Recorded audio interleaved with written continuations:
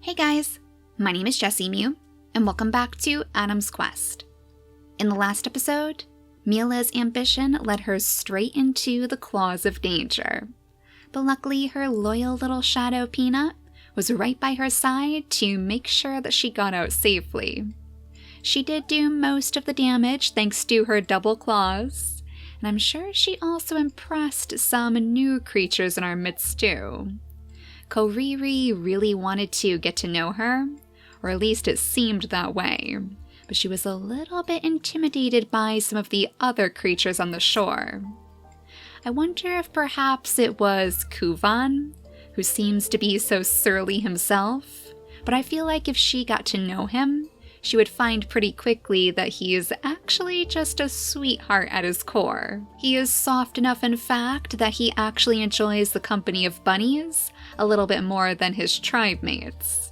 So I think he's going to request that everybody leaves his little bunny friends alone. Oh my goodness! One of our animals has died? What happened here? Oh my gosh, was that actually Kindle? Did he get attacked by one of those fish? I think he may have because he was bleeding. Oh my gosh, that is the first time that we've seen that happen. So these are kind of like the piranha of the sea, I guess. And because he had that leech on him, they felt like he would make for an easy target. Well, Kudukta is simply not going to stand for this. Thankfully, he has just enough of a fishing skill to take them out completely.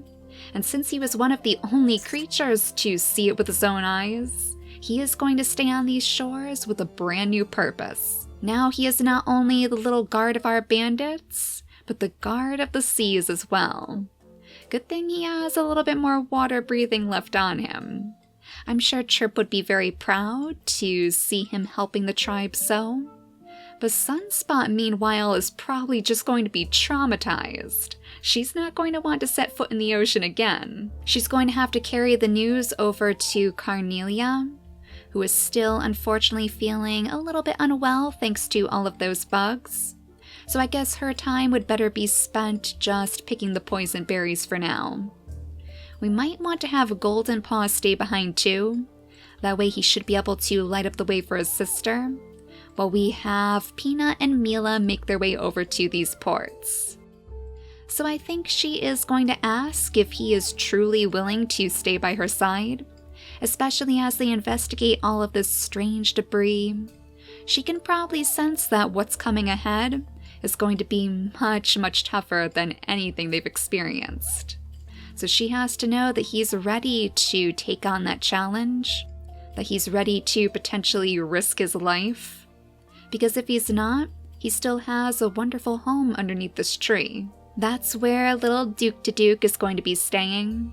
On his very final day, we'll have him pick up a couple more of these acorns, and maybe a few more berries for the road too. A little packed lunch for Koriri, who really appreciated his kindness before. I'm sure the bandit sisters would probably try to get him to move on with them, probably not even understanding that he's so old, so he wouldn't be able to get very far. But he still has unfinished business, or so he says anyways, because he's still hoping desperately that that rogue male will come back again, and that he might finally get the chance to apologize for scaring him off and away from his sister. So he will very likely be the last of our creatures to pass away under the skeleton tree, because hopefully we're going to be moving all of the bandit sisters away and to those ports within the next couple of turns. It's a good thing Kuvan did such a good job clearing out this pathway with Mila. It's still holding strong in spite of all of the bugs swarming the land. But yeah, let's bring Golden Paw down the shore so we can hopefully look for his sister. He's probably getting a little bit worried anyways since they are getting close to moving day, so he wants to make sure that she's not lagging too far behind. He wouldn't leave without her after all. They've been through far too much together. But this will undoubtedly be the very first time that Golden Paw has seen her in such a state. She is Sunspot the Scamp after all, and she always had the bravest of intentions. But she was also our little leech magnet, So maybe that's why it hits so close to home. She knows that they easily could have been her out there, picked apart by those monstrous fish, all because of a hidden leech. She had even been hoping to take a page from her brother's book and try her own hand at heroics too. But now that is something that we may never get the chance to see. She is going to stay very, very far away from the ocean if she has anything to say about it. But let's see if Kudukta can find some more of those fish, pick up another one of those water-breathing plants so he can spend some more time down in the depths. Yeah, he's going to try to get vengeance for poor Kindle's soul.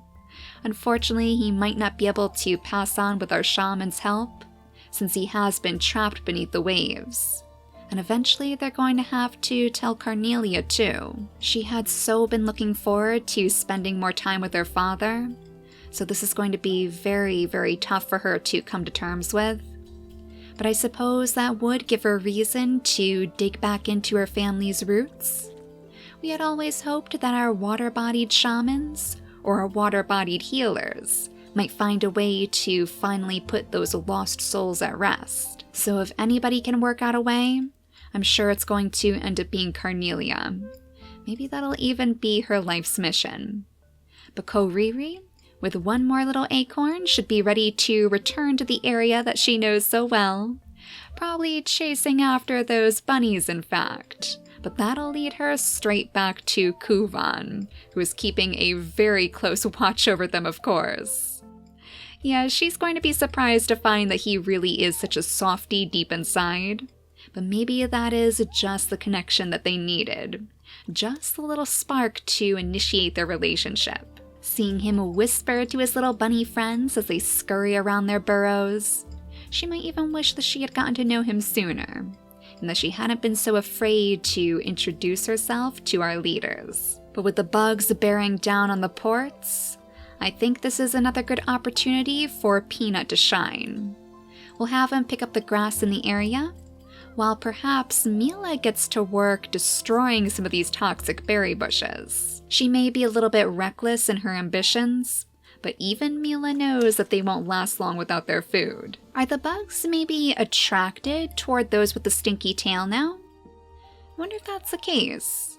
They did go straight over to him, but thanks to his immunity, of course, he didn't contract the sleeping sickness. So if that is the case, hopefully we can protect Mila as she goes further into the swamplands to pick off the last few poison berries before they leave. And even if the bugs do end up getting to her instead, at least it's not too far away, so it won't take too long for her to get right back to the front of the pack.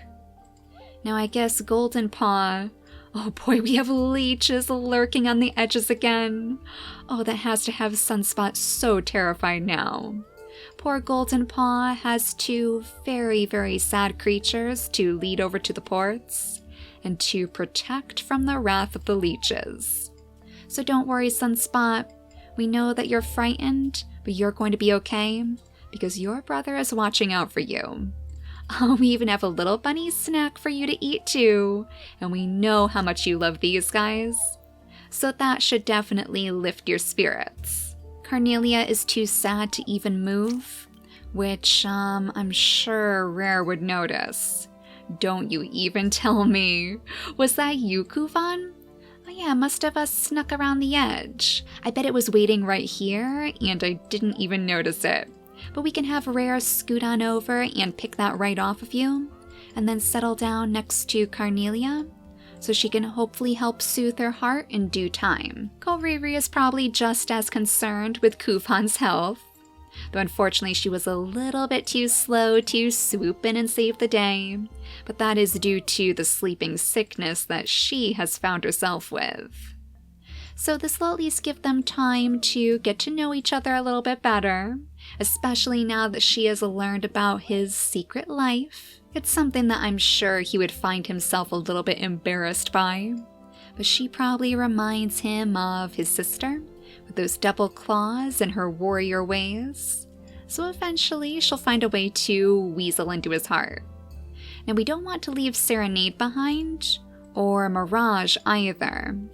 They do also have the sleeping sickness because there are so many bugs here. I was hoping that they might be able to set little Duke to Duke's remains to rest.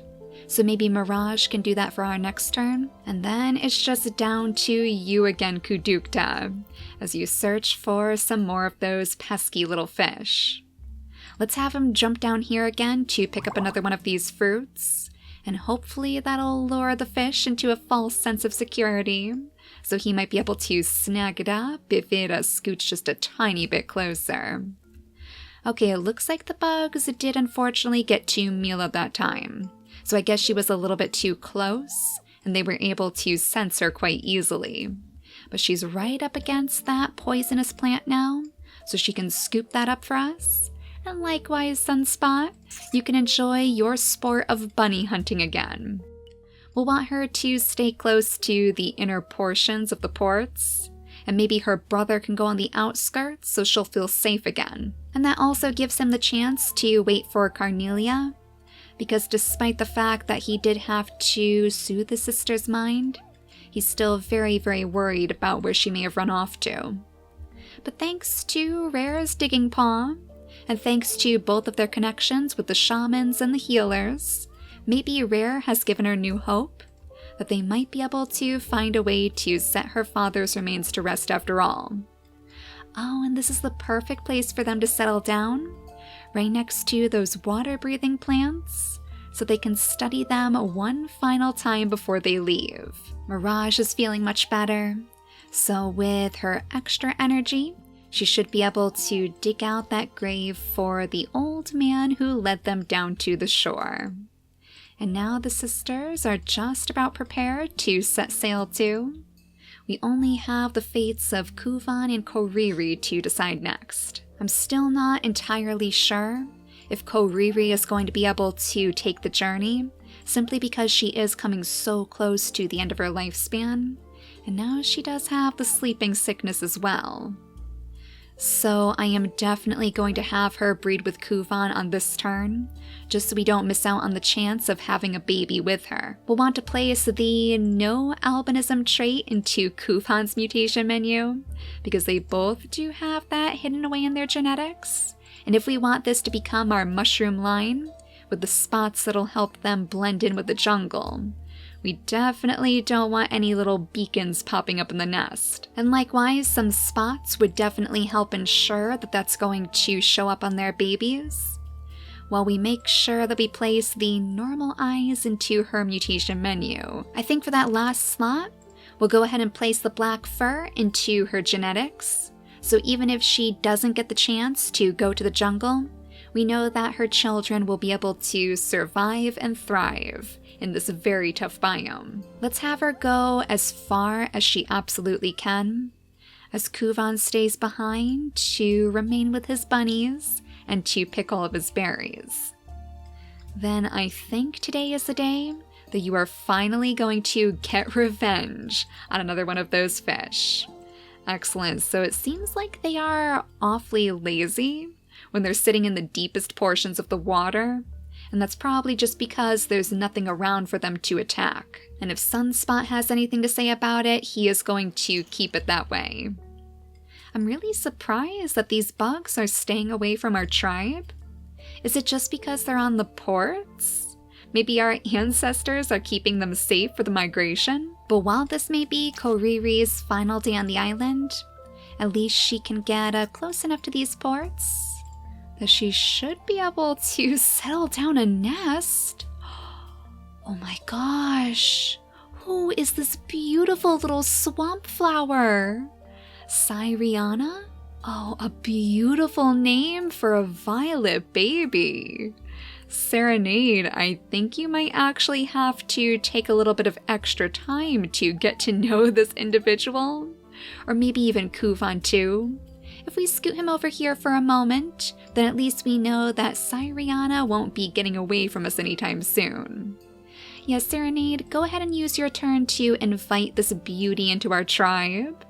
And maybe we'll have to consider taking her along too, since we might actually have an opening soon. So many of our creatures are getting older. Golden Paw is just running himself ragged, keeping his sister nice and calm. So you picked a pretty opportune moment to join our tribe. And she's another creature who can actually help us out with the poison berries. So I think we're going to want you to stick around. I guess for now we'll have her settle down here just to pick up the food, as something to offer up as a way of saying thanks. And then we can have little Koriri plant down her one and only nest, so her baby will be close enough to scoot their way over to the ports too. And they'll be surrounded by plenty of adults, so we won't have to worry about any pesky bluebirds coming down to scoop them up. We'll have Mila go ahead and slash away at yet another one of these berry bushes. And then I think it might be time for Peanut to guide you back to the ports too, now that we're so close to setting sail. We had assumed that he would be more of a silly creature, but honestly, he has proven himself to be quite the capable little advisor. And look at this, we actually have a little pile of worms down here that we could try to dig up. So again, this is the perfect opportunity for these creatures to try to find a way to potentially set the remains of our water breathers to rest. And I think Carnelia just made a breakthrough. So with her newfound hope, she should be more than eager to set off for the new land too, and see if she can save any other little water breathers from the fate that her father has suffered. And that's why we're going to make sure that we breed Golden Paw and Carnelia now, just in case we can't leave before he does end up passing away. We want to see if we can pull that water body out of their genetics and restart our line of water healers. We'll go ahead and place the stinky tails into both of their mutation menus, and then the ram horns for Golden Paw, and the spots for Carnelia. I did notice that Golden Paw has those spots hidden away in his genetics, so maybe this is another chance for us to keep that on our babies. Now Emerald can take up her place on the ports too. Maybe she could even lend Sunspot a hand, since it seems as though she's going to be taking care of this new baby, but I'm sure that Mirage would be just as eager to help too. I guess this baby could end up being like an honorary member of the bandits, which would be particularly fitting if they do have the cracker jaw too. That is one trait that we know our bandits would be very, very eager to get on their side. Oh, but it looks like she has the big nose and the spots. Oh, she looks so much like one of our very old mushrooms. She even has the pink ram horns too, like our jungle families. Well, I feel like it would only be fitting to give her a name that might remind us of those old mushroom legends. So I believe Amanita was actually one of the first mushrooms that we had in our tribes. So she has been reborn and ready to take the tribe by storm, and hopefully help us through our next trials on the jungle island. But look at this, Kuvan. You have plenty of berries to scoop up now, thanks to the help of all of your bunny friends. And we can see if we can hopefully maneuver Serenade and Syriana over to the migration as well. We are super, super close now. We'll just have Mila jump in here, grab up one more berry bush, and then get ready to set sail. As Peanut sets himself in the middle, so he'll be by her side the entire time. And likewise, this is Golden Paw's final chance to tell his sister to be strong. So Golden Paw isn't going to be able to enjoy the jungle like we had hoped, but at least we know that he'll have one child waiting with Carnelia, and we know that she's going to teach them well. She'll teach them how to be just as kind and caring as Golden Paw was, to honor his memory well. And valiant Kadukta fought his way through those fish to the bitter end. So while he has also passed beneath the waves, I don't think he regrets it one bit. That is one strange secret that Sunspot never did get the chance to share with her leader. That she saw somebody out there who looked strangely like she does. Almost as if he could have been some sort of sibling, maybe. I'm sure Mila would wonder why on earth her mother would never tell her about some secret brother. But it's quite clear that this island was Kadukta's home. He was never going to end up leaving this place behind. Not after all of the exploring that he did. But let's bring little Cyriana and Serenade over to the ports so we can finally fill up those last few tiles. Now this is something that is going to completely shock Emerald. She knew that Serenade was easily distracted, but not quite to this extent, where she has actually pulled in some random wandering creature to join them in their migrations. But she is so beautiful, and she's actually going to be super helpful in the jungle too. Not only thanks to her toxic body, which gives her a little distasteful appearance, but also thanks to those lovely spots.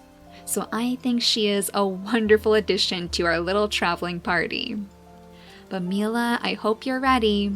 We'll go ahead and pick up this final nest, and then we should be ready to set sail. So cross your fingers that Mila's ambition is going to pay off for her, and I'll see you guys as soon as we arrive. Alright then, it looks like we may have made it. And this place is almost entirely jungle. Oh, that is so spooky.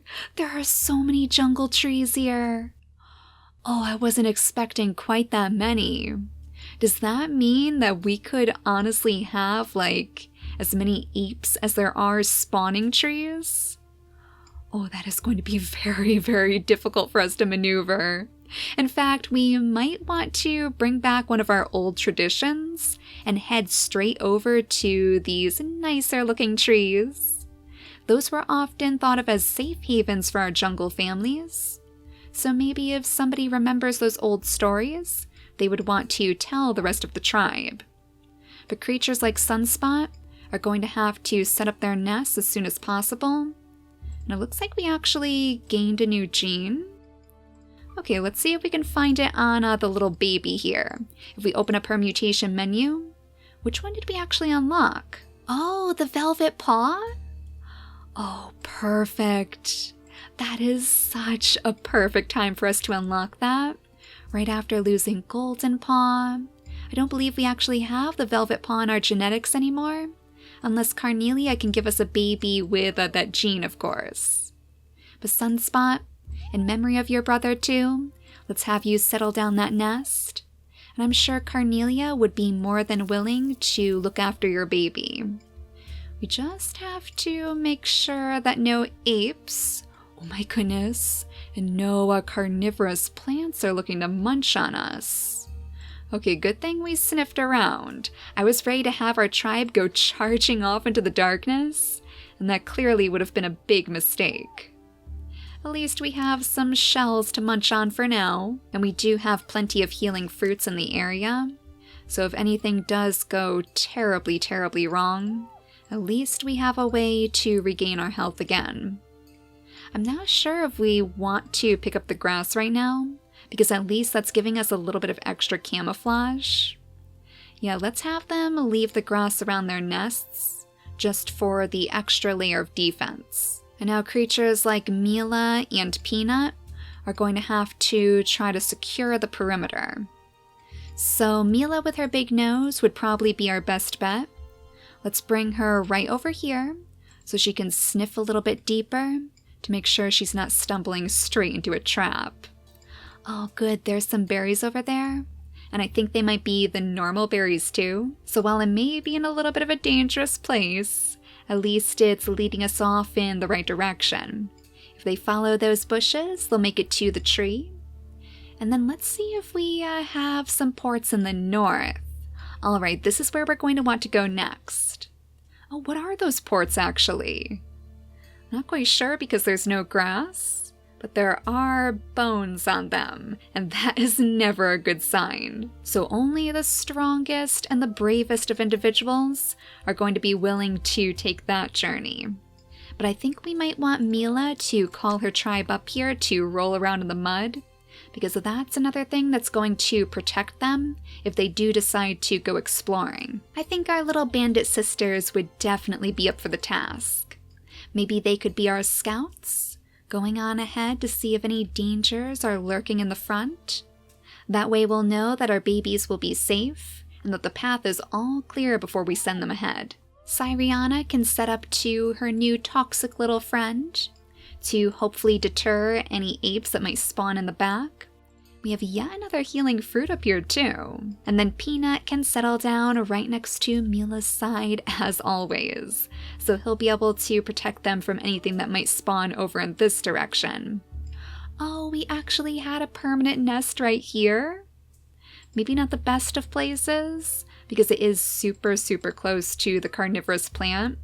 So if one of their babies makes a wrong turn, decides to scamper off in the wrong direction, they're going to find themselves in a very sticky situation. But I think for now, that's about all that we can do. So let's make sure that all of the babies are wrapped up safe and secure next to these nests. And then with all of our defensive creatures on the outskirts, we'll go ahead and skip the day and cross our fingers that nothing dangerous is going to spawn right next to us. Okay, so far so good. We just have a little bunny that somebody is certainly going to go chasing after. And look at this. Oh my gosh, look at this sweet little baby. She looks so much like her father did. She even has the velvet paw. Oh, that is perfect. The stinky tail, so Peanut finally has somebody to help him out when it comes to watching Mila's back.